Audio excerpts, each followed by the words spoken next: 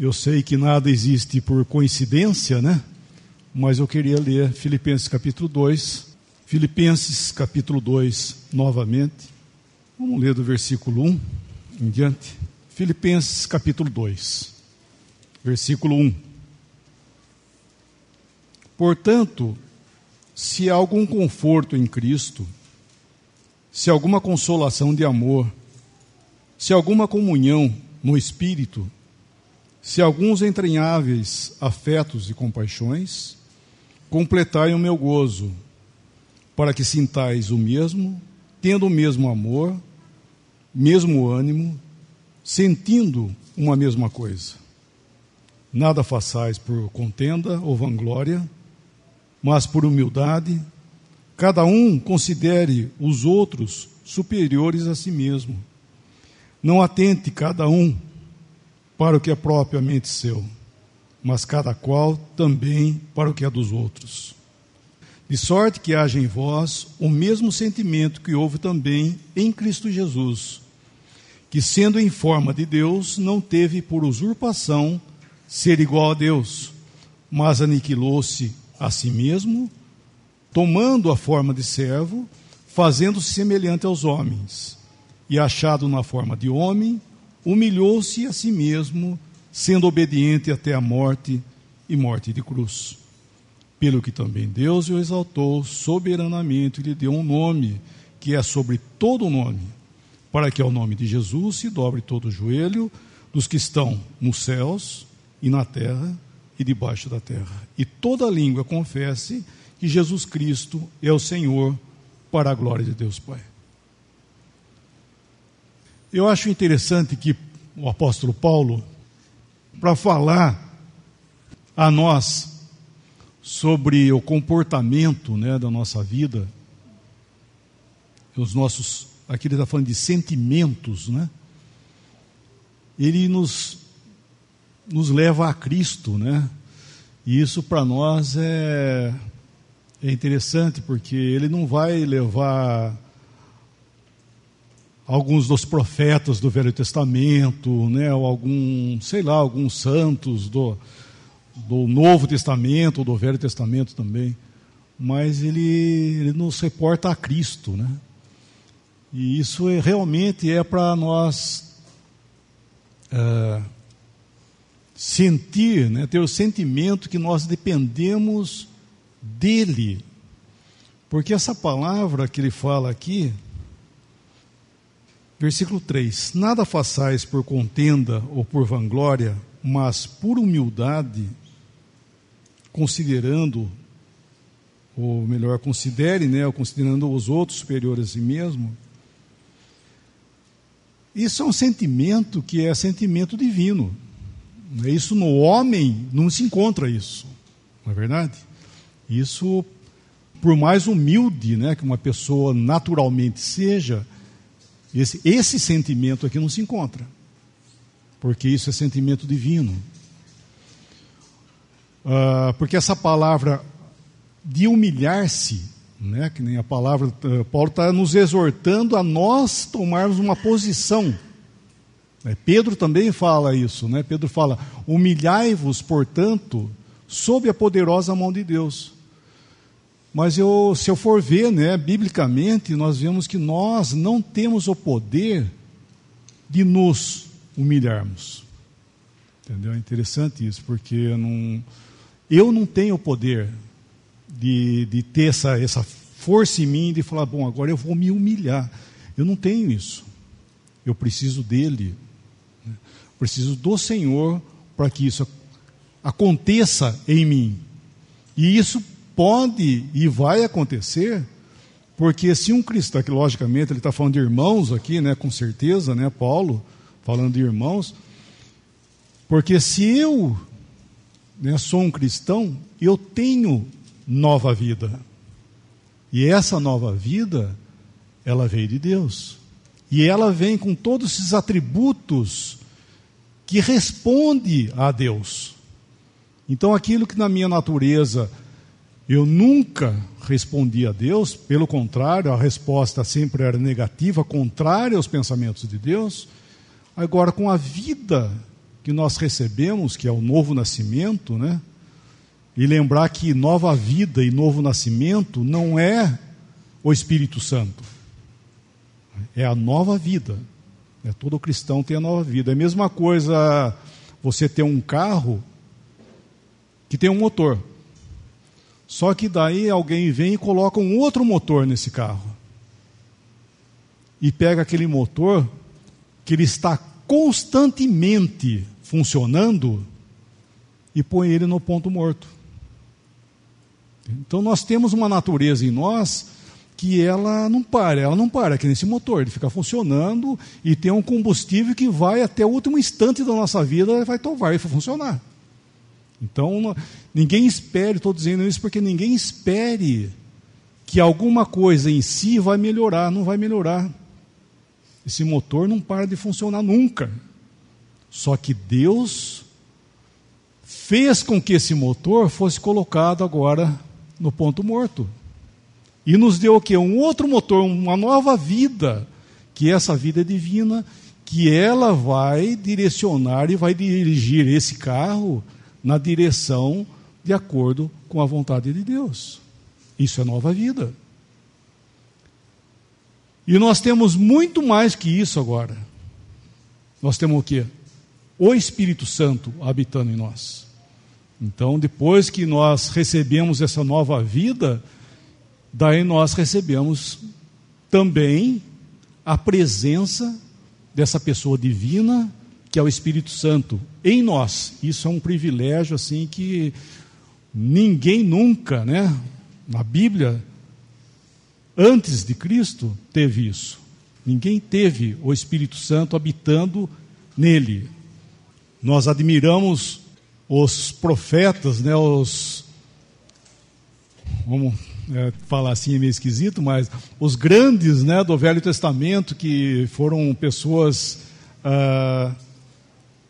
que se destacaram na história da Bíblia, nós devemos entender que Moisés, Abraão, eles não tinham o Espírito Santo. Olha que interessante, eles não tinham o Espírito Santo. Se você crê, você tem o Espírito Santo. Qualquer um de nós, aquele que crê, ele tem nova vida e tem o Espírito Santo habitando nele. Essa pessoa divina que é o poder, né, para mover esse carro aqui agora, que tem essa nova vida. É o combustível, por assim dizer, desse novo motor, é o Espírito Santo. É ele que vai. Por isso que o Senhor Jesus, em João, ele fala, quando ele ia enviar o Consolador, ele fala: enviarei o Espírito que estará em vós e entre vós, e para sempre. Ou seja, o Espírito Santo sempre vai habitar em nós. Por quê? Porque ele é a fonte de vida dessa nova vida. É a energia da nossa nova vida. Porque essa vida natural, o sangue é a vida. Não é? Senão, justamente a pessoa morre porque há falência do quê? A falência de algum órgão, e o sangue para de correr e ele morre. Porque a fonte de vida disso aqui é o sangue. Agora, essa nova vida que nós já temos, que o cristão tem, a fonte de vida é o Espírito Santo, não é sangue e carne. Então isso é uma coisa que nós vamos, até o dia do arrebatamento, que pode ser hoje, e espero que seja, nós seremos transformados e vamos embora. E esse dia, que dia que é esse? É o dia que o Espírito Santo vai sair desse mundo, como um dia ele veio lá no dia de Pentecostes, né? Essa pessoa desceu da glória, a pessoa da divindade, o Espírito Santo, e veio habitar no crente, nos crentes e entre os crentes, e ele está aqui até hoje. E vai chegar o dia que ele vai embora. E esse dia é o dia que nós seremos arrebatados, porque nós iremos embora com ele, para encontrar com o Senhor. Então aqui nesse mundo nós temos esse privilégio, né, esse suprimento para poder andar como Paulo está falando aqui. Então ao ao nos levar aos pensamentos e sentimentos nossos, tal como Cristo, nós vemos que, fala, poxa, mas para mim isso é muito, né? Lógico, né? Mas é o privilégio que o cristão tem, sabe, de poder, nesse mundo aqui, seguir o Senhor. E uma coisa que destaca, que eu vejo aqui que é interessante, né? Digo eu vejo, mas vemos, né? Desculpa a expressão, eu vejo, nós vemos, é que o que Paulo está mostrando da maravilha de Cristo aqui, foi que ele teve, versículo 5, um sentimento, né? O Senhor Jesus na glória, lá na glória com o Pai, Deus Pai, né? Filho e Espírito Santo, o Senhor Jesus, o Filho eterno, ele teve um sentimento, e esse sentimento foi que ele deixou o seu lugar de glória, esse lugar que ele sempre teve lá como Criador, como uma pessoa da divindade. Podemos dizer assim, ele abandonou esse estado original dele. Para fazer o quê? Para se tornar o quê? Vamos ler o versículo 5. De sorte que haja em vós o mesmo sentimento que houve também em Cristo Jesus, que sendo em forma de Deus, não teve por usurpação ser igual a Deus, mas aniquilou-se a si mesmo, tomando a forma de servo, fazendo-se semelhante aos homens. Então, quando nós vamos ler um versículo em Lucas capítulo 1, versículo 35, e respondendo o anjo para Maria, né, disse-lhe: descerá sobre ti o Espírito Santo, e a virtude do Altíssimo te cobrirá com a sua sombra. Pelo que também o santo que de ti há de nascer será chamado Filho de Deus. Outra versão fala, o ente santo que de ti há de nascer. Então, essa pessoa que ia ser gerada, e que foi gerada no ventre de Maria, pelo poder de Deus, né, o Espírito Santo, gerando vida no ventre daquela virgem. Então, aquela pessoa que foi gerada no seu ventre, né, como a grávida ela vai, porque tem uma pessoa dentro dela que está sendo gerada. Então, o Senhor Jesus foi gerado, a pessoa dele, né, assim como Paulo está falando no nosso capítulo lá, né, age em vós o mesmo sentimento que houve também no Senhor Jesus. Ele está falando daquela pessoa, né, para que daí ele vai falar ao nome de Jesus. Ele está citando quem? Aquela pessoa, aquele homem Jesus, para que ao nome de Jesus. Então essa pessoa que foi gerada no ventre de Maria, ele é, e foi, né, esse que um dia saiu da glória e nasceu ali, foi encarnado naquela pessoa. Então, na hora que nasceu aquela criança no ventre de Maria, capítulo 2, né, vira aí, ó. Capítulo 2, versículo 12, ó. Quando os anjos anunciam lá para os pastores, versículo 12, capítulo 2 de Lucas, versículo 12: e isto vos será por sinal, achareis o menino envolto em panos e deitado numa manjedoura. Foi onde que ele nasceu. Nós sabemos a história, né? Então aquela criança que estava ali, nascida de mulher, era o Senhor. Era o Senhor deixando aquele que havia deixado a sua posição na glória para se tornar homem. Ele é aquele que já existia antes, né? Que é diferente da nossa posição, que quando nós fomos gerados no ventre de nossa mãe, né? Nós fomos ali, nascemos um dia também, só que nós não existíamos antes. Passamos a existir no ventre de nossa mãe. Agora, essa pessoa aqui que eles iam encontrar deitado numa manjedoura, essa pessoa aqui já existia antes, que era o Senhor Jesus, que era o Filho eterno de Deus, nascido aqui no ventre de Maria. Então essa posição que ele tomou, eu digo isso porque às vezes nós pensamos na humilhação do Senhor Jesus na cruz, que realmente foi, né?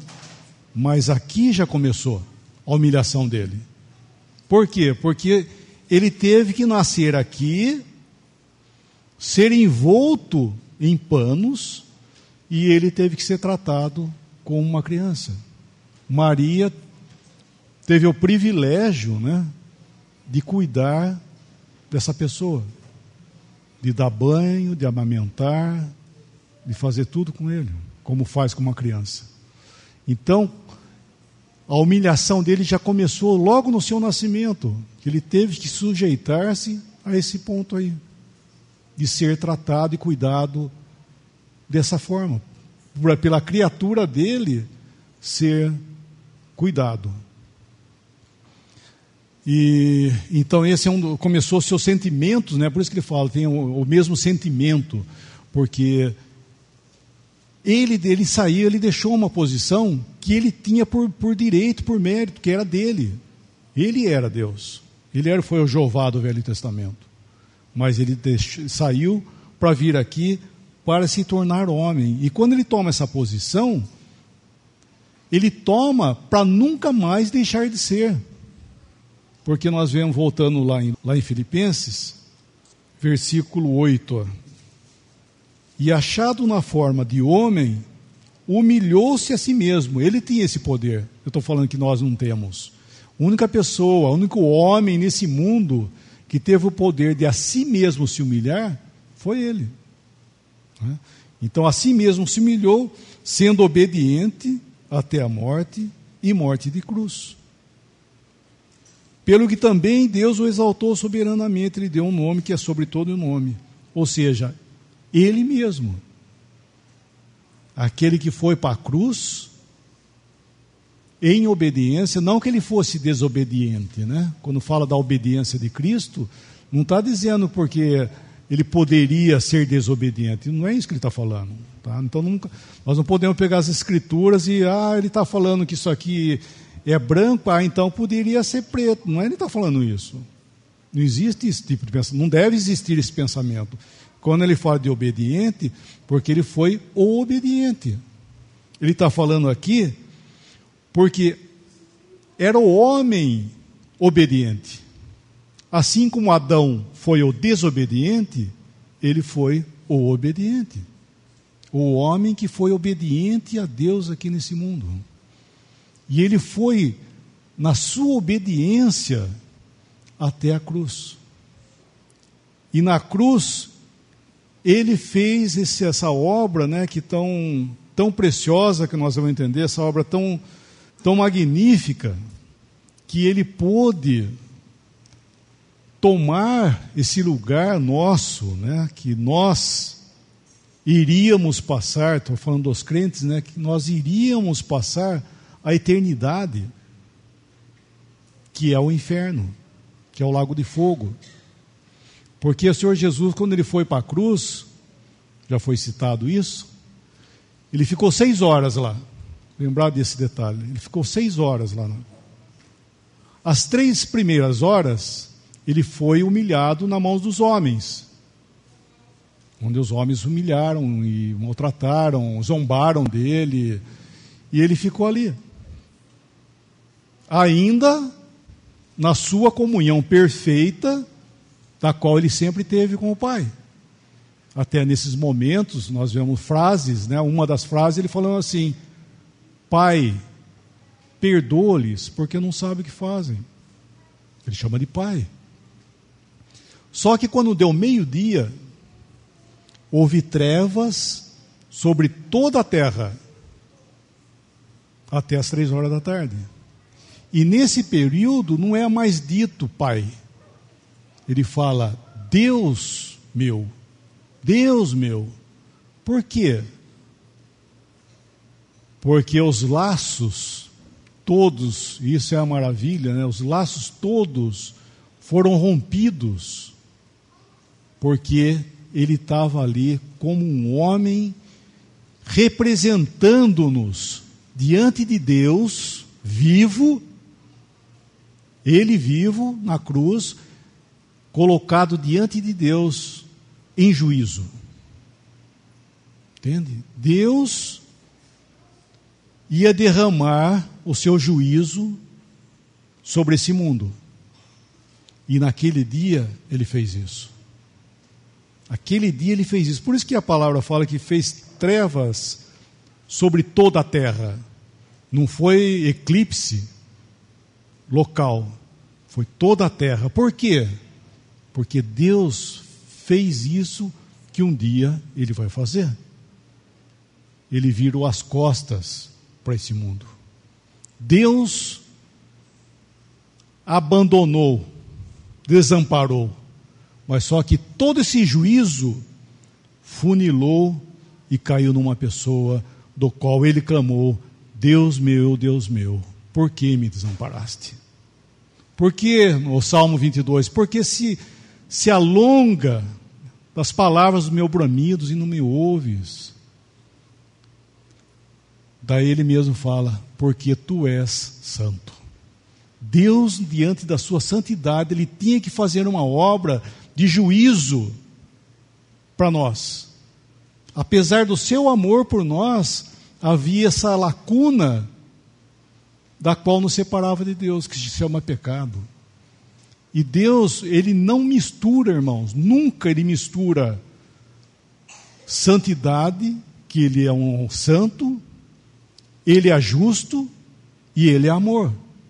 Só que ele não mistura essas coisas, né? Nós misturamos muitas vezes sentimentos, né? Agora ele não mistura. Só que o amor dele não podia chegar até o homem tal como ele queria, porque ele é santo. Porque o homem era um pecador, rebelde contra ele.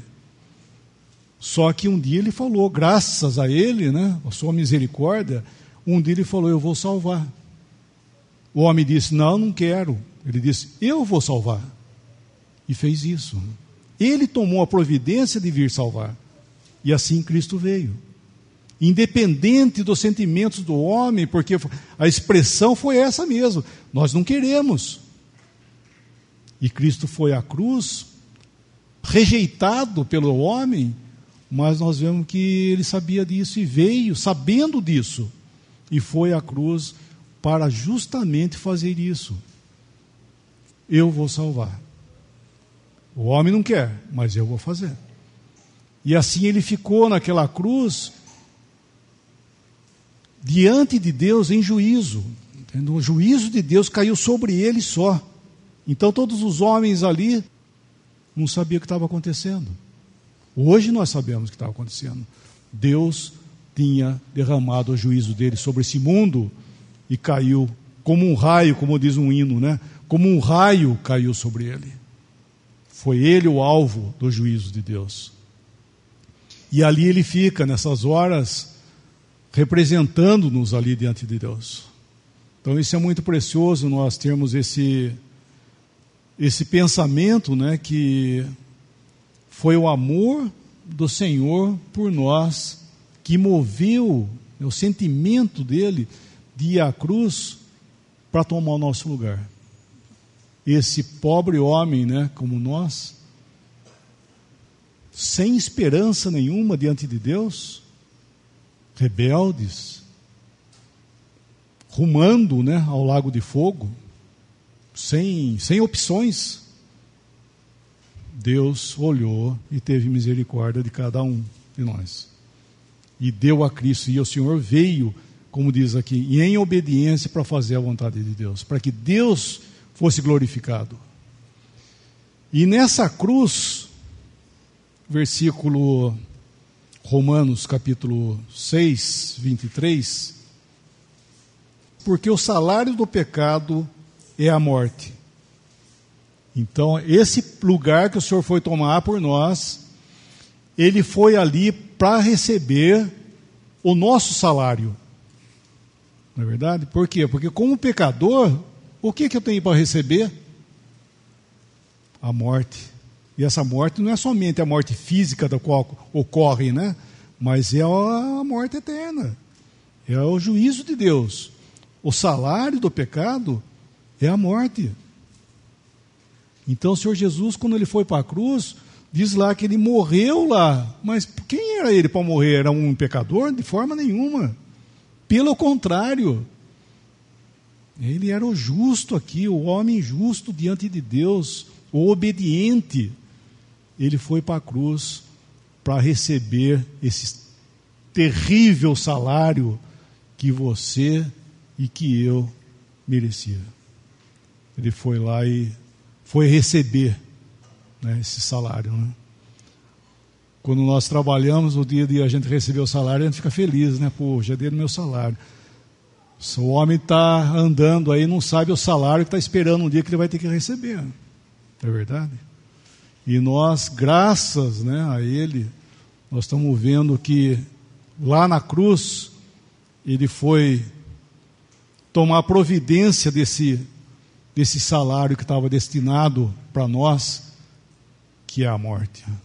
O salário do pecado é a morte. Então, diante da cruz, olhando para o Senhor Jesus ali, eu encontro esse versículo aqui. Só que esse versículo 23 aqui de Romanos, ainda bem, né, que tem esse ponto e vírgula, e diz, mas, não é verdade? Deus tomou providência para que existisse esse mas aí, mas o dom gratuito de Deus é a vida eterna, por Jesus Cristo, nosso Senhor. Então Deus teve essa provisão e o Senhor fez isso por nós. Então quando nós deparamos com isso, nós vemos que Deus, um dia, pela morte de Cristo, quando Ele morreu, Deus rasgou, né, lá no templo dos judeus, Deus, na hora que o Senhor Jesus entregou a vida dele lá, Deus rasgou o véu que separava, né? Os sacerdotes entravam, aquele ritual todo que talvez todo mundo conheça. Aquele véu foi rasgado de alto a baixo. Foi Deus que rasgou ele. Por quê? Porque o caminho à presença de Deus estava rasgado, estava aberto. E eles podiam entrar, nós podemos entrar, como o Hebreus fala. Irmãos, tendo intrepidez para entrar no Santo dos Santos pelo sangue de Jesus, pelo vivo caminho que Ele consagrou pelo véu, isto é, pela sua carne. Ele rasgou esse véu e nós entramos nesse lugar. E quando eu entro, eu vejo que existe essa continuação, que o dom gratuito de Deus é a vida eterna. Ou seja, eu estou olhando a cruz pelo lado que Deus está vendo. É o lado de Deus, olhando e vendo que existe dom gratuito de Deus, vida eterna para um homem do qual o salário do pecado seria a morte. Então isso é um privilégio, irmãos, para nós cristãos. Nós devemos entender isso, que o Senhor deu a vida dele por nós, para que nós pudéssemos gozar hoje disso que nós temos. Então, quando Paulo está falando lá em Filipenses, exortando, né, ou despertando-nos para os sentimentos, nós devemos entender que isso é privilégio, não é, como diz, não é sacrifício. Eu tenho que fazer isso. Não tenho, eu tenho tudo isso, não é verdade? Eu tenho esse motor aí que Deus pegou a minha mão, colocou nesse câmbio, do qual eu posso engatar essa marcha nesse motor novo, e o Espírito Santo pega a minha mão e dá essa força para que eu possa fazer isso. E deixar esse motor aí que nunca para, no ponto morto. Porque às vezes nós esquecemos isso e queremos nós manobrar esse carro, bom, se já vai lá para o outro motor. Engata ele, pronto, já começa a velha natureza voltando outra vez. Então nós temos, graças ao Senhor, esse privilégio, né, de poder ser um cristão nesse mundo, né, andar em conformidade com aquilo que Deus está querendo de nós, né? Nós devemos ver isso que Paulo está falando, de nossa referência com Deus. Esse é o ponto, né? Ele está tratando lá em Filipenses. Não é aqui para o mundo, né, como também existe nossa responsabilidade no sentido do testemunho para o mundo, mas aí ele está falando aqui e entre a esfera cristã. No entanto, ele está falando uns para com os outros, tendo o mesmo sentimento e mostrando esse ângulo, né? Isso é um privilégio. E uma coisa, um detalhe, né, concernente à nossa vida aqui, que nós devemos entender que o Senhor nos chamou, nós estamos lendo sobre João 4, sobre adoração. Adoração não é serviço, não é verdade? Adoração é adorar uma pessoa. No caso, nós adoramos a Deus e adoramos o Senhor. E isso não é propriamente serviço. Serviço é outra coisa. Tão necessário na vida do cristão também, né? Ele se ocupar nas coisas do Senhor. Mas o assunto ali é adoração. E a adoração só vai existir se nós tivermos conhecimento dele. Eu digo isso porque um cristão, infelizmente, né, nós podemos correr o risco de sermos salvos, de nós não gozarmos daquilo que nós temos recebido, todas as coisas por graça para a nossa vida, e nós perdemos a finalidade pela qual nós fomos salvos, que é ser um adorador. Lá em João nós vemos que ele busca adoradores. Ele não está buscando trabalhadores, ele está buscando adoradores, para que o adorem em espírito e em verdade, o Pai. Então essa colocação que nós fomos postos pelo Senhor, né, tirou de uma posição e nos colocou diante de Deus, diante do Pai. Nós somos colocados, você queira ou não, se você é um cristão, você tem uma posição diante do Pai, que nem o filho pródigo.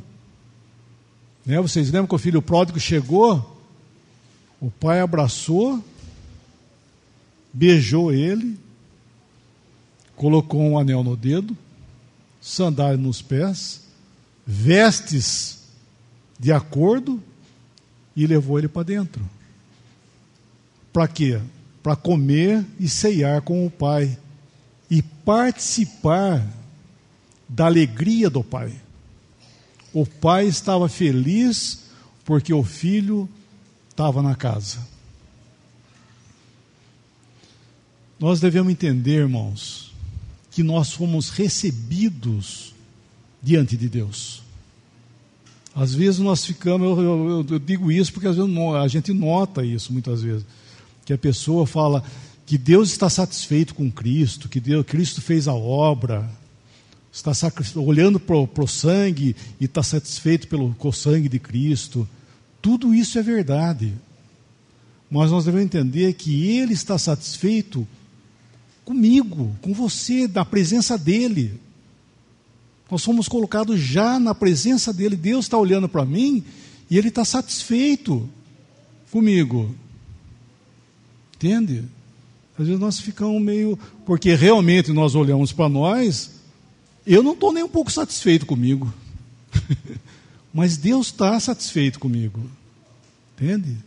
E às vezes nós esquecemos isso e ficamos querendo ser cristãos.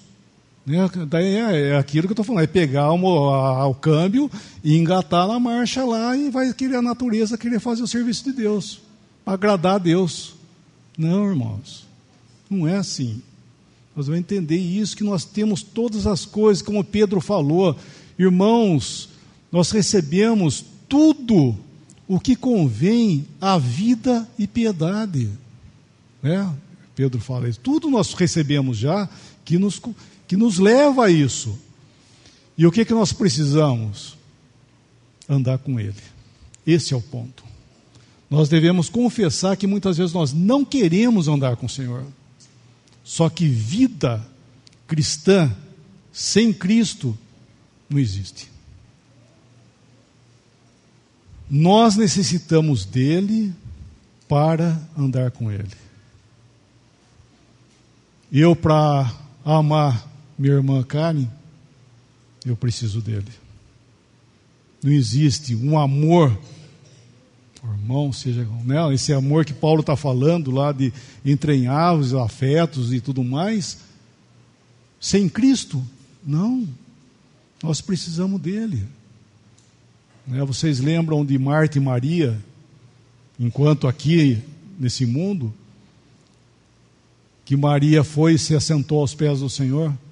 Vocês lembram disso, né? E Marta saiu a trabalhar. Estava tudo bem ela fazer isso. Que, no entanto, no outro capítulo, ela é encontrada fazendo outra vez seu trabalho no seu devido lugar. Mas o Senhor falou de Maria que ela tinha escolhido a melhor parte. Por quê? Porque ela se sentou aos pés dele.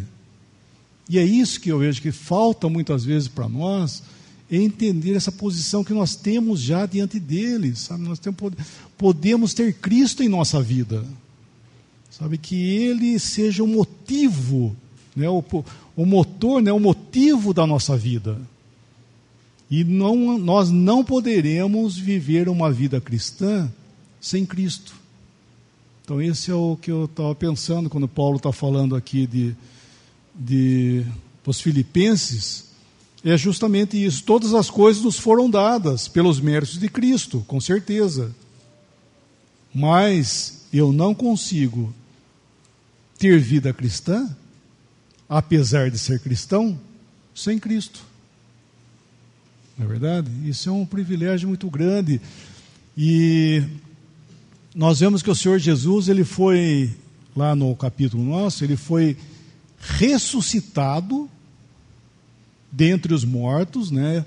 Lembrar desse detalhe tão maravilhoso que aquele que havia sido morto, como já foi falado aqui, foi o mesmo que ressuscitou. Né? A mesma pessoa, é o próprio Senhor Jesus que agora estava vivo outra vez. Vivo com uma vida que não mais morre.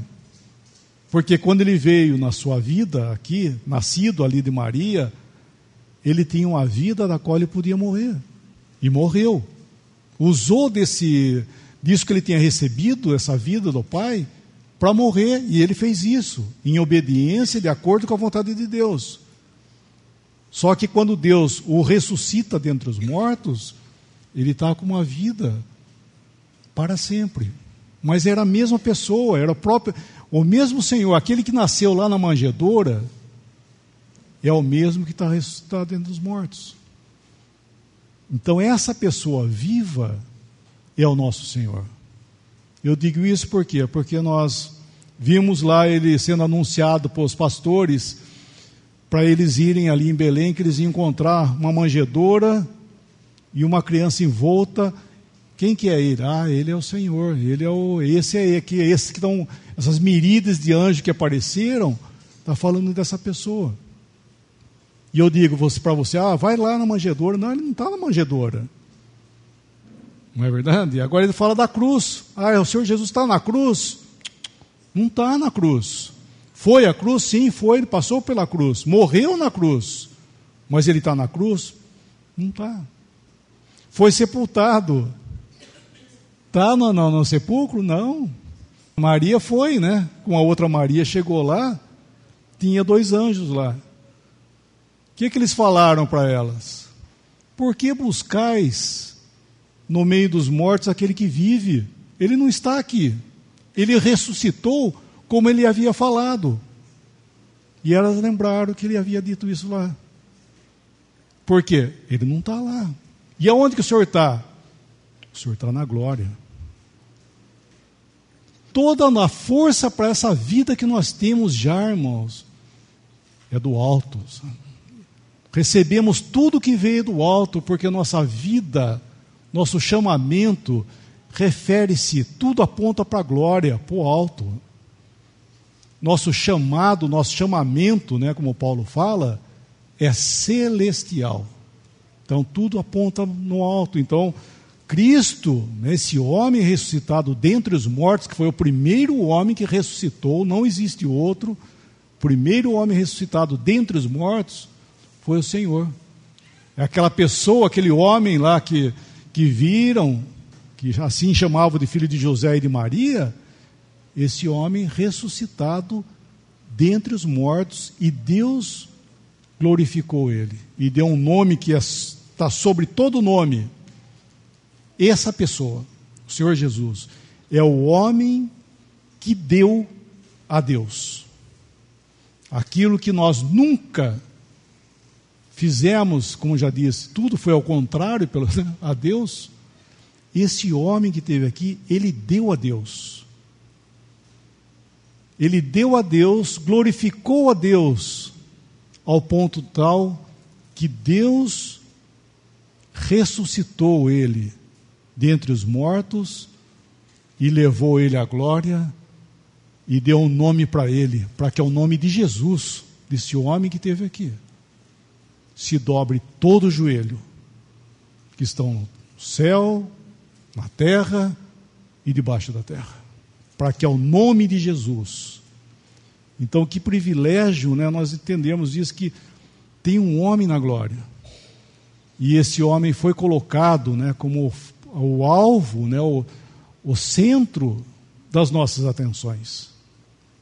Por isso que no nosso capítulo de Filipenses, que iniciamos, Paulo está movendo, né, para a pessoa falando, por que ele foi falar isso para mim, me comparar, para mostrar Cristo, mas como que eu vou fazer isso? Mas é que ele está movendo os pensamentos, que ele é a fonte dessa vida, né? Ele é o alvo do qual eu posso viver aqui uma vida, né, feliz com o lugar que Deus me deu, essa posição que Deus me deu, que eu estou sendo, ou melhor, eu fui aceito diante dele, e Deus está olhando para mim e está feliz comigo, apesar de tudo. Deus está feliz comigo, tal como um dia ele recebeu lá o filho pródigo e fez uma festa na casa dele, porque o filho estava lá. Por algum mérito? Não, pelo contrário, aquele filho não tinha nada, mas era filho dele, ele amava, e assim Deus me ama, Deus está dando uma festa diante dele, porque eu estou diante dele. Irmãos, então isso, sabe, move um coração, nosso coração, para adoração, saber que esse lugar que nós fomos colocados é de divino favor. Nós não temos mérito nenhum de estar nessa posição, é tudo Ele que fez por nós. É aquilo que eu disse, vou salvar, não quero, eu vou salvar, e Deus fez isso, Ele fez tudo, e nos deu essa posição. Então esse é um privilégio, né? Apesar de todas as nossas responsabilidades, das quais eu não quero ignorá-las, por favor, não estou tirando responsabilidade cristã de ninguém, mas eu quero dizer que todo o princípio para nós é entendermos primeiramente essa posição que nós temos diante dele. Daí nós podemos partir para todas as demais. Eu acho que a gente podia dar graça.